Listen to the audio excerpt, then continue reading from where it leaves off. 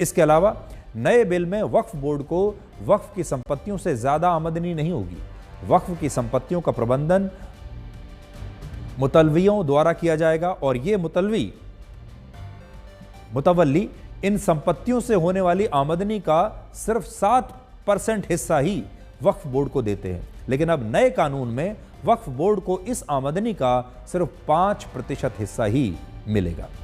इसके अलावा आदिवासियों की जमीन को भी वक्फ के लिए दान में अब नहीं दिया जा सकता। कोई भी व्यक्ति उसी जमीन को दान में दे पाएगा जो उसके नाम पर रजिस्टर्ड है। और अगर किसी संपत्ति में महिलाओं और उनके बच्चों का भी हिस्सा है तो मुस्लिम पुरुष उस संपत्ति को वक्फ को दान में नहीं दे पाएंगे। जिन सरकारी संपत्तियों पर वक्फ अपना अधिकार बताता है उन संपत्तियों को इस नए कानून के लागू होने के बाद वक्फ की संपत्ति नहीं माना जाएगा। हालांकि इसके बाद भी अगर ये दावा किया जाता है कि कोई सरकारी संपत्ति वक्फ की है तो इस स्थिति में राज्य सरकार एक नामित अधिकारी से जांच कराएगी और ये कलेक्टर रैंक से ऊपर का अधिकारी होगा, सरकारी अधिकारी होगा। मौजूदा कानून में वक्फ के दावों को बिना जांच के ही सही मान लिया जाता है और जिस व्यक्ति की जमीन पर दावा होता है उस व्यक्ति को ही वक्फ की अदालत में जाकर इसे अपनी संपत्ति साबित करना होता है। लेकिन अब ऐसा नहीं होगा। अब वक्फ बिना किसी दस्तावेज और सर्वे के किसी भी जमीन को अपना बताकर उस पर कब्जा नहीं कर पाएगा। केंद्रीय वक्फ काउंसिल में 2 गैर मुस्लिम व्यक्ति और 2 मुस्लिम महिलाओं को भी अब स्थान दिया जाएगा। इसके अलावा काउंसिल में नियुक्त किए गए सांसद और पूर्व जजों का भी मुस्लिम होना अब आवश्यक नहीं होगा, वो किसी और धर्म के भी हो सकते हैं। सरकार का कहना है कि इससे वक्फ में पिछड़े और गरीब मुसलमानों को भी जगह मिलेगी और वक्फ में मुस्लिम महिलाओं की भी हिस्सेदारी अब होगी।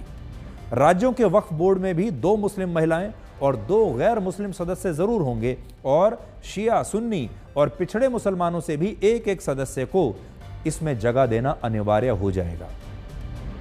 लोगों के पास वक्फ ट्राइब्यूनल के फैसले के खिलाफ 90 दिनों के अंदर रेवेन्यू कोर्ट, सिविल कोर्ट या हाई कोर्ट में अपील दायर करने का अधिकार होगा, जो इस समय मौजूदा कानून में नहीं है।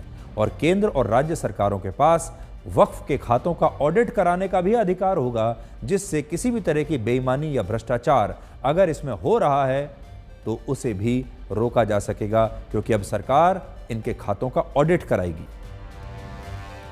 अब आप ये देखिए कि हमारे देश के विपक्षी नेता किन मुद्दों के आधार पर इस बिल का विरोध कर रहे हैं। विपक्ष का कहना है कि यह बिल असंवैधानिक है और सरकार मुसलमानों के साथ भेदभाव कर रही है। कांग्रेस ने जम्मू कश्मीर के वैष्णो देवी टेम्पल एक्ट का जिक्र किया, जिसमें यह लिखा है कि वैष्णो देवी मंदिर के श्राइन बोर्ड के चेयरमैन जम्मू कश्मीर के उपराज्यपाल ही होंगे। अगर उपराज्यपाल हिंदू नहीं हैं तो उन्हें अपनी जगह किसी और हिंदू को इस पद के लिए नॉमिनेट करना होगा। कांग्रेस कहती है कि जब वैष्णो देवी मंदिर के श्राइन बोर्ड का चेयरमैन कोई गैर हिंदू नहीं हो सकता तो फिर सरकार वक्फ बोर्ड में 2 गैर मुस्लिम सदस्यों को जगह क्यों दे रही है और यह मुसलमानों के साथ भेदभाव है। कांग्रेस ने इस श्राइन बोर्ड को लेकर जो बातें कही हैं वो गलत नहीं है, बात तो वो सही कह रहे हैं, क्योंकि ये बात सही है कि वैष्णो देवी मंदिर श्राइन बोर्ड के कुल 9 सदस्य होते हैं, जिनमें चेयरमैन समेत 6 लोगों का हिंदू होना अनिवार्य है। हालांकि यहाँ सरकार का कहना यह है कि वक्फ बोर्ड किसी मस्जिद का बोर्ड नहीं है, बल्कि ये वक्फ की संपत्तियों की निगरानी करने वाली एक वैधानिक संस्था है और इसमें एक्सपर्ट्स के तौर पर 2 गैर मुस्लिम लोगों को जगह देने से वक्फ के प्रबंधन को, यानी वक्फ के मैनेजमेंट को सुधारा जा सकता है। इसमें एक्सपर्ट्स को जगह मिलनी चाहिए। संक्षेप में कहें तो सरकार ने मस्जिद की किसी प्रबंधन समिति में गैर मुस्लिम सदस्यों को जगह नहीं दी है और इसीलिए इसकी वैष्णो देवी मंदिर के श्राइन बोर्ड से तुलना करना सही नहीं है। विपक्ष ये भी कहता है कि अगर किसी 600 वर्ष पुरानी मस्जिद के कागज नहीं है, दस्तावेज नहीं है, तो क्या वो मस्जिद वक्फ की संपत्ति नहीं मानी जाएगी और क्या उस मस्जिद को वहां से हटा दिया जाएगा। विपक्ष का यह भी कहना है कि जब हिंदू धर्म में दान देने के लिए हिंदू होना जरूरी नहीं है तो फिर सरकार वक्फ में दान देने के लिए मुसलमान होने को अनिवार्य क्यों बता रही है और क्यों ऐसा नियम ला रही है और नए नए मुसलमानों को भी वक्फ को अपनी जमीन दान में देने से सरकार क्यों रोक रही है।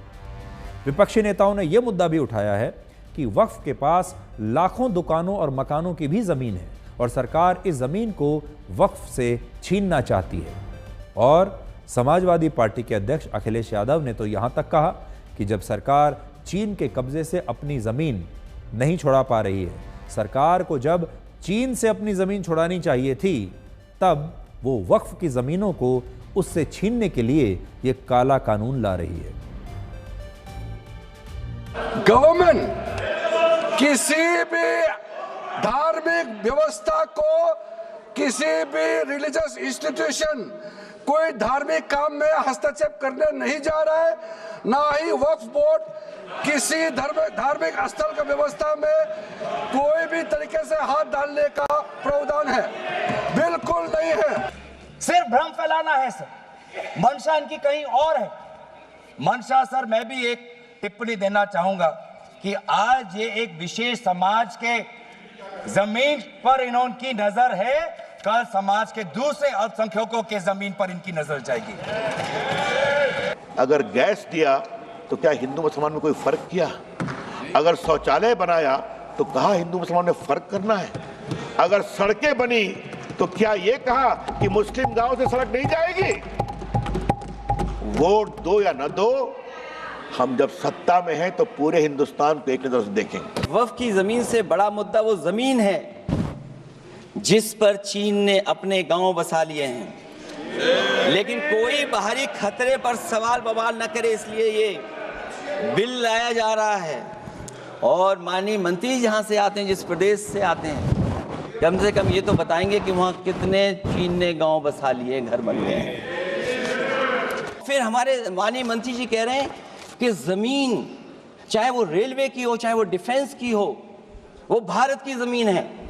मैं भी स्वीकार करता हूं कि रेलवे की जमीन भी भारत की है, डिफेंस की भी जमीन भारत की है। क्या डिफेंस की जमीन नहीं बेची जा रही मंत्री जी? अध्यक्ष महोदय, क्या रेलवे की जमीनें नहीं बेची जा रही हैं? How the Limitation Act will be applied? If the Limitation Act will apply, so many disputes will come. This is the intention of the government. Open, सब खुलो, अभी खुल दो रास्ता, इंडिया में चला लगा दो, हिंदू मुस्लिम लगा दो, यही तो इंटेंशन है उन लोग का। क्या होगा? This is not correct. This is completely bad. वक्त तो एक धार्मिक संस्था नहीं है, विनियामक है और प्रशासनिक निकाय है जो मुसलमानों के हक के लिए काम करती है। आज उसको नैरेटिव बनाया जा रहा है। क्यों नैरेटिव बनाया जा रहा है? आप मोदी जी को कोस रहे हैं। अरे भाई, मोदी जी का चेहरा अगर आपको पसंद नहीं आता है तो मत देखिए मोदी जी की तरफ, उनके अच्छे काम का प्रशंसा करिए, यही काम करिए। लेकिन मोदी जी ने जो आज काम किया 2013 में, जो आपने पाप किया था, उस पाप को समाप्त करके आज मोदी जी ने पारदर्शिता लाने का काम उसमें किया है। मैं आपको विनती करता हूं, पहले तो शांति से सोच लो क्या कर रहे हो। आप एक तरफ कह रहे हो कॉमन सिविल की कोड की बात करते हो, और जब दूसरी तरफ यहाँ दो मुस्लिम गैर मुस्लिम हमारे वक्फ बोर्ड पे ला रहे हो, मुझे डर लगता है कि हमारे हिंदुओं के मंदिरों में भी कल गैर हिंदू अबर लाना चाहोगे। उन्होंने अभी उदाहरण बताया मंदिर का, याद रखना शिवसेना उसके खिलाफ खड़ी रहेगी। अगर हमारे मंदिर में कभी आपने सोचा भी कि किसी गैर हिंदू को उस मंदिर के बोर्ड पे लाने की कोशिश भी करोगे तो याद रखना हम उसे विरोध करेंगे। आप दूसरे जो ट्रस्ट हैं या जो दूसरे धर्म के ट्रस्ट हैं, उनके अंदर क्या आप दूसरे धर्म के लोगों को शामिल करने की अनुमति देंगे? नहीं है। काशी विश्वनाथ ट्रस्ट है उत्तर प्रदेश के अंदर, उसका अध्यक्ष पदेन अध्यक्ष जिलाधिकारी होता है, लेकिन उसमें एक क्लॉज लिखा है कि अगर किसी समय कोई जिलाधिकारी मुसलमान होगा तो उससे नीचे का या उससे ऊपर का अधिकारी उसका पदेन चेयरमैन होगा। आप मुसलमान के ऊपर यह शर्त लागू करते हैं। का उद्देश्य मुस्लिम समुदाय के कल्याण के लिए संपत्तियों का प्रबंधन करना था, लेकिन कांग्रेस और उसके सहयोगी दलों ने इस भूमि को अपारदर्शी और एक गैर जिम्मेदाराना तरीके से राजनीतिक संरक्षण देते हुए एक ऐसा साम्राज्य बनाया जहां पर इन्होंने इसको अपना वोट बैंक का एटीएम बनाकर रख दिया है। सत्ता के लोग जो एक दूसरे की पीठ थपथपा रहे हैं कि वक्फ बाय यूजर का जो अमेंडमेंट इन्होंने दिया उसको एक्सेप्ट कर लिया गया है, लेकिन इनकी शरारत यह है कि उसके साथ ही एक ऐसा प्रोवाइजो इसमें शामिल किया गया जिसके आधार पर यह कहा गया है कि अगर कोई भी वक्फ की संपत्ति विवादित हो तो वो अपना वक्फ स्टेटस खो देगी। तो जो अमेंडमेंट इन्होंने दिया है जिसको एक्सेप्ट कर लिया गया है उसका कोई मतलब नहीं है, ये इनकी नीयत है जो साफ जाहिर हो रही है। ये धर्म का काम नहीं है मान्यवर, ये एडमिनिस्ट्रेटिव वर्क है, और इसलिए तो फिर चैरिटी कमिश्नर हिंदू होगा तो वो क्रिश्चियनों के ट्रस्ट का कैसे देखरेख करेगा? चैरिटी कमिश्नर क्रिश्चियन होगा तो जैनियों के और हिंदुओं के ट्रस्ट का कैसे देखरेख करेगा? अब बताओ कि सारे ट्रस्ट के चैरिटी कमिश्नर अलग अलग देश तोड़ दोगे आप लोग, तोड़ दोगे। हमने साहब, मैं अभी भी आपके माध्यम से, इस सदन के माध्यम से देश भर के मुसलमान भाइयों बहनों को कहना चाहता हूं, आपके वक्फ में एक भी नॉन मुस्लिम नहीं आएगा। ये एक्ट में ऐसा कोई प्रावधान नहीं। मगर जो वक्फ बोर्ड है और वक्फ परिषद है उसका काम क्या है? वक्फ की संपत्तियां मान्यवर बेच खाने वाले लोगों को पकड़कर इसके बाहर निकालने का। वक्फ के नाम पर औने पौने दाम में संपत्तियों को 100 साल तक किराए पे देने वाले लोगों को पकड़ना है। वक्फ का जो पैसा होता है, इनकम जो घिरती जा रही है, जिसके माध्यम से माइनॉरिटी का विकास करना है, माइनॉरिटी को आगे बढ़ाना है, इस्लाम धर्म की सारी धार्मिक संस्थाओं को पुख्ता करना है। ये पैसा जो चोरी होता है ना, उसको पकड़ने का काम वक्फ बोर्ड, वक्फ परिषद करे। और मान्यवर वो चाहते हैं कि इनके राज में जो मिलीभगत चली वो चलती रहे, ये नहीं चलेगी।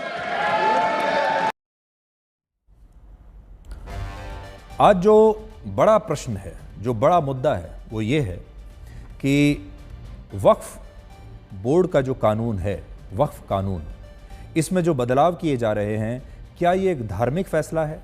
क्या ये एक विशेष धर्म के खिलाफ लिया गया कोई कदम है, या ये एक प्रशासनिक मुद्दा है? ये एक प्रशासनिक फैसला है। हमारे देश में जो कानून आउटडेटेड हो जाते हैं, समय के साथ पुराने हो जाते हैं, जिन कानूनों को लेकर ऐसा लगता है कि अब इन कानूनों का दुरुपयोग हो रहा है, अब इन कानूनों से जो न्याय होना चाहिए था वो नहीं हो रहा है, तो उन कानूनों में बदलाव किया जाता है। इसलिए अब ब्लैक और वाइट में अगर आप देखेंगे, विपक्ष ये चाहता है कि इस पूरी बहस को एक धार्मिक बहस बना दिया जाए। विपक्ष ये चाहता है कि ये पूरा मामला जो है ये धार्मिक मुद्दा बन जाए। सरकार ये चाहती है कि ये धार्मिक मुद्दा नहीं, ये एक प्रशासनिक मुद्दा है, ये एक प्रशासनिक फैसला है। अब अगर इसे धार्मिक मुद्दा साबित किया जाए तो इसमें मुस्लिम तुष्टीकरण बीच में आ जाता है, और विपक्ष के नेताओं को ऐसा लगता है कि वो मुस्लिम तुष्टीकरण का ये मौका चूकना नहीं चाहते। और देश के सारे मुसलमान इस बात से बहुत खुश होंगे कि देखिए विपक्ष के जो नेता हैं वो वक्फ बोर्ड को बचाने के लिए कितनी शिद्दत से लगे हुए हैं। तो ये जो पूरा मामला है ये मैसेजिंग का मामला है। संदेश किस प्रकार का जा रहा है और कौन सी पार्टी इस देश के मुसलमानों को सरल भाषा में ये समझा पाएगी कि ये काम प्रशासनिक है या ये धार्मिक है। आप याद कीजिए, जब ट्रिपल तलाक को ख़त्म किया गया था, आज अगर आप पीछे मुड़कर देखें तो मुसलमानों में जब ट्रिपल तलाक को समाप्त किया गया, आप इसे एक धार्मिक मामला मानेंगे या आप इसे एक प्रशासनिक मामला मानेंगे? ये सोच का फर्क है। इसी प्रकार से जब नया नागरिक कानून आया था, CAA जिसे हम कहते थे, वो एक प्रशासनिक कानून मामला था, प्रशासनिक फैसला था, लेकिन उसे भी एक धार्मिक मुद्दा बना दिया गया और लोगों को ये बताया गया कि इससे मुसलमानों की नागरिकता समाप्त हो जाएगी। आज जब हमारे देश में वक्फ के अतिक्रमण से सबको परेशानी है, तब इसी देश में उन जंगलों की बात कोई नहीं कर रहा जिन पर अवैध कब्जा और अतिक्रमण लगातार बढ़ता जा रहा है। आज एक और मुद्दा हम आपके सामने लेकर आए हैं। केंद्रीय पर्यावरण मंत्रालय ने अपनी एक नई रिपोर्ट में बताया है कि देश के 25 राज्यों और केंद्र शासित प्रदेशों में जंगलों की 13,000 वर्ग किलोमीटर की जमीन पर आज भी अवैध कब्जा है। ये ज़मीन इतनी है कि इसमें दिल्ली जैसे 9 शहरों को बसाया जा सकता है। अब सोचिए, इंसान जानवरों की ज़मीन पर भी अवैध कब्जा कर रहे हैं, लेकिन इससे किसी को परेशानी नहीं। और शायद इसकी वजह से जानवरों का, ये शायद इसलिए है कि जानवरों का कोई धर्म नहीं होता। जानवर अपने लिए बोल नहीं सकते। जानवरों के लिए विपक्षी नेता संसद में हंगामा कभी नहीं करेंगे, क्योंकि जानवर वोट नहीं दे सकते। लोकतंत्र में जानवरों का वोट है ही नहीं। और यही कारण है कि आज हमारे देश में जानवरों के बारे में, एनिमल राइट्स के बारे में कोई नहीं सोचता।